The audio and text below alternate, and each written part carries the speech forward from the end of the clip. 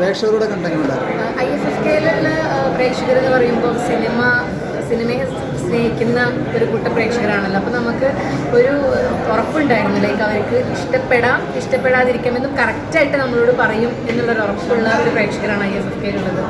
അപ്പോൾ അത് കഴിഞ്ഞിട്ട് വേറൊരു ഓഡിയൻസിലേക്ക് അത് എത്തുമ്പോൾ എങ്ങനെ ഉണ്ടാവും എന്നുള്ളൊരു ടെൻഷൻ ഉണ്ടായിരുന്നു. പക്ഷേ സിനിമ കഴിഞ്ഞപ്പോൾ ഞാൻ ഫസ്റ്റ് ഹാഫിൽ ഞാൻ സിനിമ കണ്ടു. ഭയങ്കര സന്തോഷം, നല്ല റെസ്പോൺസാണ്. ഇപ്പോൾ ലോകയ്ക്ക് ശേഷം ഇപ്പോൾ ദിൽഖർ ഈ പടം ഏറ്റെടുത്തിരിക്കുകയാണ്. ഇങ്ങനൊരു ചേഞ്ച് ഈ പടത്തിന് പ്രതീക്ഷിച്ചിട്ടുണ്ടായിരുന്നു? ഒരിക്കലും പ്രതീക്ഷിച്ചിട്ടില്ല. ഇതൊക്കെ ഞങ്ങളുടെ ഭാഗ്യമാണ്. ആക്ച്വലി ഇങ്ങനെ ഒരു സിനിമ എടുത്തിട്ട് പ്രൊമോട്ട് ചെയ്യാൻ ഒരു മനസ്സ് കാണിച്ച് ഞങ്ങളുടെ ഭാഗ്യമാണ്. ഞങ്ങൾ ഈ സിനിമ 2024 IFFK കഴിഞ്ഞത്. അപ്പോൾ മുതൽ ഇപ്പം വരെ വെയിറ്റ് ചെയ്യുകയാണ്, എങ്ങനെയെങ്കിലും ഒന്ന് റിലീസായിരുന്നെങ്കിൽ, തിയേറ്ററിൽ വന്നിരുന്നെങ്കിൽ. പക്ഷേ ഈ സിനിമയ്ക്ക് കറക്റ്റായിട്ട് കിട്ടിയിട്ടുള്ളൊരു സമ്മാനമാണ് ദിൽഖർ ഈ സിനിമ എടുത്തത്. ഇപ്പോൾ ഒക്ടോബർ 10 സിനിമ നമ്മൾ റിലീസാണ്. അപ്പോൾ നമ്മൾ എന്തായാലും ഒരു മതവിഭാഗത്തിനെ കുറിച്ച് സംസാരിക്കലാണ് ഇത്. ഇനിയിപ്പോൾ നമ്മൾ പ്രതീക്ഷ കഴിഞ്ഞു. പക്ഷേ എങ്കിലും പൊതുവെ ഒരു പൊതുസമൂഹത്തിലോട്ട് ഈ സിനിമ വരുമ്പോൾ എത്രത്തോളം അതിനൊരു പേടിയോടെ കാണുന്നുണ്ട്? പൊതുവെ ഈ സമുദായത്തിൽ നിന്ന് തന്നെ വന്ന ഒരു പേരങ്ങായിരുന്നു അല്ലേ? അല്ല, അപ്പോൾ അപ്പോൾ ആ ഒരു ഇതിൽ നിന്ന് നിന്നുകൊണ്ട് ആ ഒരു കഥാപാത്രം ചെയ്യുമ്പോൾ നമ്മൾ ആ സ്വന്തം സമുദായത്തിൽ അങ്ങനെ ഒരു അങ്ങനെ ഒരു പേടി എനിക്ക് ഉണ്ടായിരുന്നില്ല. കാരണം IFFKയിൽ നിന്ന് കണ്ട എല്ലാ വിഭാഗം ആൾക്കാരും IFFKയിൽ കണ്ടിട്ടുണ്ട്. അപ്പോൾ ചെറിയ കുട്ടികൾ മുതൽ വലിയ ആൾക്കാരും പല മതവിഭാഗത്തിലുള്ളവരും ഒരുപോലെ പറഞ്ഞൊരു അഭിപ്രായം ഈ സിനിമ എല്ലാവർക്കും ഉള്ള സിനിമയാണ്. പിന്നെ ഞങ്ങൾക്ക് സിനിമ കൂടുതൽ നമ്മൾക്ക് പരിചയമുള്ള ആൾക്കാരിൽ നിന്ന് ചെയ്യുമ്പോഴാണല്ലോ നമുക്ക് അഭിനയിക്കാണ്ട് പെരുമാറാൻ പറ്റുക. ആ വഴിക്ക് നോക്കുമ്പോൾ ഈ ഒരു വിഭാഗത്തിൽ നിന്ന് ഈ സിനിമ ചെയ്യുമ്പോൾ ഞങ്ങൾക്കെല്ലാം ഈസി ആയിട്ടത് സിനിമ പെരുമാറാൻ പറ്റും.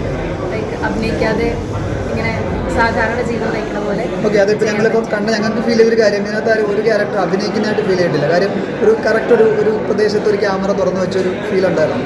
അതെങ്ങനെയാണ് ഈ ഒരു ഇതിലേക്കൊക്കെ എത്തിപ്പെട്ടത്? ഈ ഒരു ഫാസിലിൻ്റെ മെടുക്കാണ്. പിന്നെ ഞാൻ ഫാസിലിനെ കാണുന്നത് എൻ്റെ ആദ്യത്തെ സിനിമ 1001 നുണകളാണ്. 1001 നുണകൾ. അതിലെ സ്പോട്ട് എഡിറ്ററായിരുന്നു ഫാസിൽ. അങ്ങനെയാണ് ഞാൻ സിനിമയിലേക്ക് എത്തുന്നത്.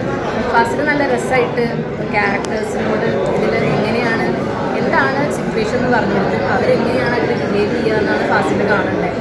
അപ്പം അങ്ങനെ ഈ പറഞ്ഞ പോലെ തന്നെ ഫാസിലിന് ആൾക്കാരെ അഭിനയിക്കാൻ ഭയങ്കര ഇഷ്ടമാണ്.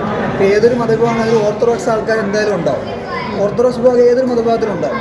അത് നമ്മൾ വളരെ മൈന്യൂട്ടായിട്ട് ഏതെങ്കിലും ചില ചിത്രങ്ങളിൽ അത് എടുത്ത് കാണിച്ചിട്ടും ഉണ്ടാവും. അത് ഇപ്പോൾ വിവാദങ്ങൾ നേരിട്ടുണ്ടാവും, പല രീതിയിലും ഉണ്ടാവും. സ്വന്തം ഫാമിലിയിൽ നിന്ന് എത്രത്തോളം സപ്പോർട്ടീവ് ആണ്?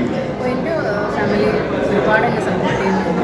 എസ്പെഷ്യലി എൻ്റെ ഹസ്ബൻഡ് നല്ല സപ്പോർട്ടാണ്. ഈ സിനിമ കണ്ടിരുന്നു? ഹസ്ബൻഡാണ് ഈ സിനിമയുടെ സ്റ്റോറിയൊക്കെ അറിയാം. എൻ്റെ ഫാമിലി, എൻ്റെ സിസ്റ്റർ, ബ്രദേഴ്സ് എല്ലാവരും കണ്ടിട്ടുണ്ട്. ഇനി പ്രേക്ഷകരോട് എന്താ പറയുന്നത്? കാണാനുള്ള പ്രേക്ഷകർ എല്ലാവരും കാണണം. Cinema October 10 റിലീസാവുകയാണ്. നിങ്ങൾ എല്ലാവരും കാണണം. നിങ്ങൾക്ക് എല്ലാവർക്കും ഇഷ്ടപ്പെടുന്നൊരു സിനിമയാണ്. ചെറിയ സിനിമയാണ്. സിനിമയിൽ കാണുമ്പോൾ നേരിട്ട് കാണുന്ന ആളായിട്ട് നല്ല ഡിഫറൻസ് ഉണ്ട്. എന്താണ് അല്ലേ? അതെന്താണ് ആ ഒരു വ്യത്യാസം? കാരണം മേക്കപ്പ് മാത്രമാണ്. മേക്കപ്പ് ആയിരിക്കും. മേക്കപ്പാണ് ഡൗൺ ആണ്. ഡൗൺ ആയിരിക്കും. അതിൽ നമ്മൾ മേക്കപ്പ് ഒന്നും യൂസ് ചെയ്തിട്ടില്ല. അല്ലാതെ മേക്കപ്പാണ് അല്ല ചെയ്യുന്നത്. ഒരു നാട്ടുമ്പുറത്തെ ലുക്ക് ആക്കാൻ വേണ്ടി. പക്ഷെ ആ സിനിമയിൽ കണ്ട ആളുമായിട്ട് ഭയങ്കര ഡിഫറൻസ്. സ്വഭാവത്തിലും അങ്ങനെയാണോ? സ്വഭാവത്തിൽ ഞാൻ പറഞ്ഞില്ലേ, ഞാൻ ഫാത്തിമയും ഞാനും തമ്മിൽ ഭയങ്കര വ്യത്യാസമുണ്ട്. ഇപ്പോൾ ഈ ഫെമിനിച്ചി എന്ന് പറയുന്ന വാക്ക് കേൾക്കുമ്പോൾ എല്ലാവരുടെ മനസ്സിലൊരു രൂപം ഉണ്ടാവും, അല്ലെങ്കിൽ ഇങ്ങനെയാണെന്നുള്ളതുണ്ടാവും. പക്ഷേ ഇതിലെ ക്യാരക്ടർ ആ ഫെമിനിച്ചി എന്ന് പറയുമ്പോഴും ഇതിൻ്റെ ഒരു പ്രത്യേക രീതിയിലാണ് അത് ചെയ്തിരിക്കുന്നത്. ആ കഥ കേൾക്കുമ്പോൾ എന്തായിരുന്നു ആദ്യം തോന്നിയിരുന്നത്? സാധാരണ ഫെമിനിസം എന്ന് പറയുമ്പോൾ എല്ലാവരും വളരെ റോങ് ആയിട്ടാണ് അതിന് മനസ്സിലാക്കുന്നതെന്ന് എനിക്ക് തോന്നിയിട്ടുള്ളത്. പിന്നെ എല്ലാവരും ഈ സിനിമ അല്ലാണ്ട് വേറെ സിനിമകളൊക്കെ ഫെമിനിസം ഭയങ്കര ലൗഡായിട്ടാണ് പറഞ്ഞിട്ടുള്ളത്. അതായത് പ്രശ്നം ഉണ്ടാക്കിയിട്ട്, അടി ഉണ്ടാക്കിയിട്ട് അങ്ങനെയൊക്കെ. പക്ഷേ ഇതിൽ ഭയങ്കര സട്ടിലായിട്ടാണ് ഇതിലെ ഫെമിനിസം പറഞ്ഞിട്ടുള്ളത്.